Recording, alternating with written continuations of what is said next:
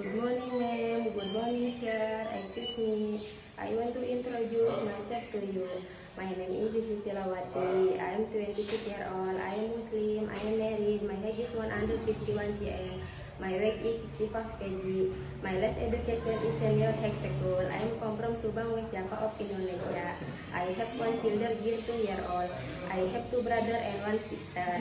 I have working experience before in Jakarta 4 years from 2019 until 2022. My job is take care baby 3 months and I'm a 75 years old, work slowly, housekeeping, cooking, washing and ironing. I can cook Indonesia food, for example, sayur asam, sayur sop and egg balado. I can cook Chinese food in training center, for example, steamed fish, steamed chicken, steamed egg and egg chapchai. I won't go to Singapore because I need more money for help my family and better future.